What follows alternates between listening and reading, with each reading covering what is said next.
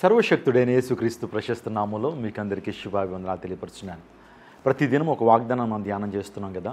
ఈ వాగ్దానం ద్వారా మీరు ప్రత్యేకంగా దీవెన పొందాలని, ఆశీర్వదించబడాలని, మీరు ప్రతి కొరత క్రీస్తు యేసు నామములో తీర్చబడాలని మనసారా నేను కోరుతున్నాను. మీకోసం ప్రార్థన చేస్తున్నాను. ఈరోజు ఉదయకాల సమయం ఒక ప్రత్యేకమైన వాగ్దానాన్ని మనం ధ్యానం చేద్దాం. యెషయా గ్రంథము 54వ అధ్యాయము 10వ వచనం. పర్వతములు తొలగిపోయినను, మెట్టలు తత్తరిల్లను, నా కృప నిన్ను వీడిచిపోదు. దేవుడు మనకి ఇస్తున్న వాగ్దానము, పర్వతాలు తత్తరిల్లిన, మెట్టలు తొలగినా సరే నా కృప నిన్ను విడిచిపోదు. ఎంత గొప్ప వాగ్దానం అండి. దేవుని కృప మనకు అవసరం. ఈ రోజున ₹1,00,00,000 ధనం కంటే దేవుని కృప మనకు ఎంతగానో ఆదరణ ఇస్తుంది, ఆశీర్వాదం ఇస్తుంది. యోసేపు మీద దేవుని కృప ఉంది. అందుని బట్టి యోసేపుని దేవుడు బహుగా దీవించాడు. అపోస్తలుడైన పౌలు తన జీవితంలో చెప్తున్నాడు, నా కృప నిన్ను విడిచిపోదు, నా కృప నీకు చాలు అని ప్రభు అపోస్తలుడైన పౌలుకి వాగ్దానం చేశాడు. ఈరోజు ప్రభు కృప ఉంటే చాలండి. ఈ ప్రపంచంలో వెండి బంగారాల కంటే, ఆస్తిపాస్తుల కంటే, వజ్ర వైడూర్యాల కంటే, పొలాలు భూముల కంటే, ఇంకా బంధువులు స్నేహితులు శ్రేయోభిలాషుల కంటే దేవుని కృప కోరుకోవటం చాలా ఆవశ్యకం. కృప ద్వారానే మనం రక్షించబడ్డాం.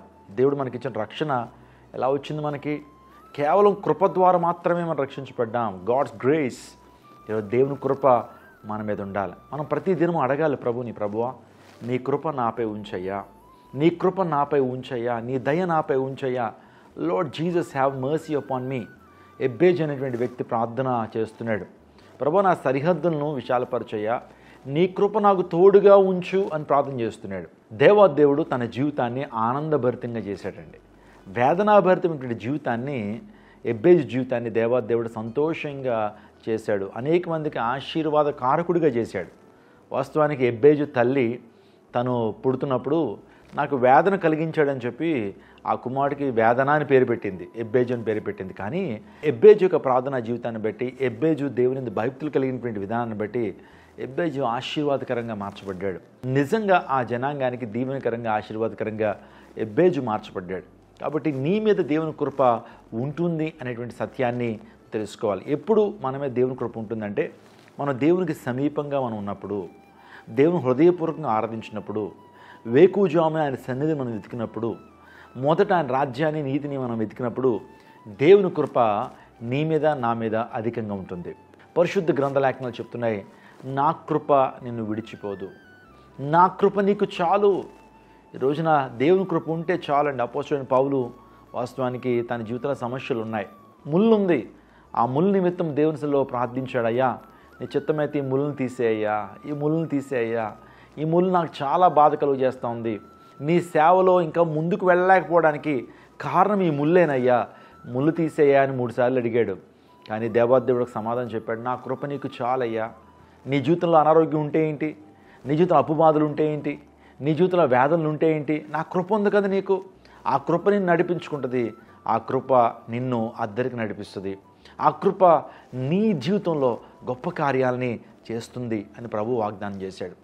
మీ జీవితాల్లో పర్వతాలు తొలగినా, మెట్టలు తత్తరిల్లినా ఆయన కృప నిన్ను విడిచిపోదు. అంటే పర్వతాలంటే పర్వతాల లాంటి మానవులు, పర్వతాల లాంటి ధనం అనుకోవచ్చు.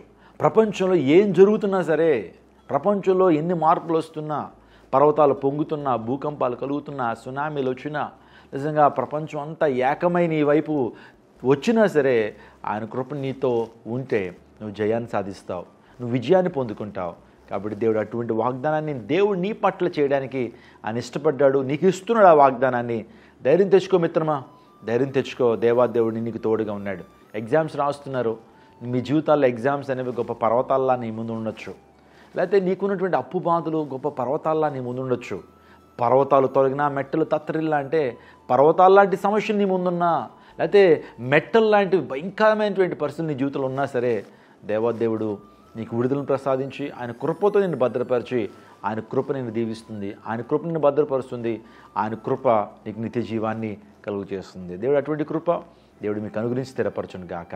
తల్లు వంచండి, ప్రార్థన చేసుకుంది. సకలాశీర్వాదమునకు కారణభూతుడైన మా ప్రభువా, ఈ ప్రత్యేకమైన సమయంలో ఆయన పర్వతాలు తొలగినా, మెట్టలు తత్తరిల్లినా నా కృప నేను విడిచిపోదు అనే యెషయా ద్వారా మాకు ఇచ్చిన వాగ్దానాన్ని బట్టి నీకు స్తోత్రాలు తండ్రి. ఎంతమంది అయితే ఈ వాగ్దానాన్ని చూస్తున్నారో, ఈ దిన దీవెనలు మెండుగా వారికి ప్రసాదించండి, గొప్ప జయాన్ని అనుగ్రహించండి. ఓటమి అంచుల్లో ఒకవేళ వారు ఉన్నట్లయితే నాయనా, ఓటమి అంచుల్లోంచి విజయ శిఖరాలకి అధిరోహించడానికి నీ కృపచేత వారిని ఆశీర్వదించమని వేడుకుంటున్నాను. యోసేపు మీద నీ కృప ఉంది, దావీదు మీద నీ కృప ఉందయ్యా, అందును బట్టే వారు ఉన్నతమైన స్థానానికి రాగలిగారు. దానియేలు మీద నీ కృప ఉంది, షడ్రక్ మెషక్ అబేద్నెగోల మీద నీ కృప ఉంది, రూతు మీద నీ కృప ఉందయ్యా. అందును బట్టి అసాధారణమైనటువంటి విశ్వాసంతో వారు ముందుకు వెళ్ళినప్పుడు అసాధారణమైన కార్యాలు వారి కోసం మీరు చేశారు, నీకు స్తోత్రాలు. ఈ వాగ్దానం ఎంతమంది చూస్తున్నారో వారి జీవితాల్లో నెమ్మదిని, ఆశీర్వాదాన్ని, స్వస్థతను, విడుదలను, విమోచనను, ఆత్మకృమ్మరింపును, గొప్ప బ్రేక్ త్రూని వారికి అనుగ్రహించండి. సమస్త మహిమ ఘనత ప్రభువాలు నీకు ఆరోపిస్తూ యేసు శక్తి కలిగిన నామంలో అడిగి వేడుకుంటున్నాము తండ్రి, ఆమెన్. ఒక ప్రార్థన విన్నపాన్ని మీకు తెలియజేస్తాను. క్రైస్ట్ టెంపుల్ విజయవాడ ఆధ్వర్యంలో అనేక ప్రాంతాల్లో, ఏజెన్సీ గ్రామాల్లో, విలేజెస్లో, కొన్ని ప్రముఖమైనటువంటి స్థలాల్లో మీటింగ్స్ ఏర్పాటు చేస్తున్నాం, సువార్త సభలు. అందుని బట్టి ఒక్కొక్క సువార్త సభకి చాలా లక్షల రూపాయలు మేము ఖర్చు పెడతా ఉన్నాం. ప్రార్థన చేయండి, సువార్తను తీసుకెళ్లాలనే ఆలోచన మాకున్నది. అందుని బట్టి మీరు కూడా ప్రార్థించండి, సహకరించండి. దేవుడు మిమ్మును మీ కుటుంబాన్ని దీవించి ఆశీర్వదించునుగాక. ఆమేన్. అందరికీ శుభవార్త. ప్రతి ఆదివారం 10,000 మంది ఒక చోట చేరి దేవుణ్ణి ఆరాధిస్తున్న జీవం గల దేవుని సంఘం. స్వస్థత, విడుదల, అభిషేకం పొందాలనుకుంటున్నారా? దురాత్మ శక్తుల నుంచి విడుదల కావాలా? ఆర్థిక ఇబ్బందుల నుంచి విడుదల కావాలా? సంతానలేమితో బాధపడుతున్నారా? కుటుంబ సంక్షేమం కొరకు ప్రత్యేక ప్రార్థనలు కోరుకుంటున్నారా? శాంతి లేక ఆత్మహత్య చేసుకోవాలనుకుంటున్నారా? నిజమైన ఖచ్చితమైన వాక్యం చేత బలపడాలని ఆశిస్తున్నట్టయితే రండి. క్రైస్ట్ టెంపుల్ మీ కొరకే.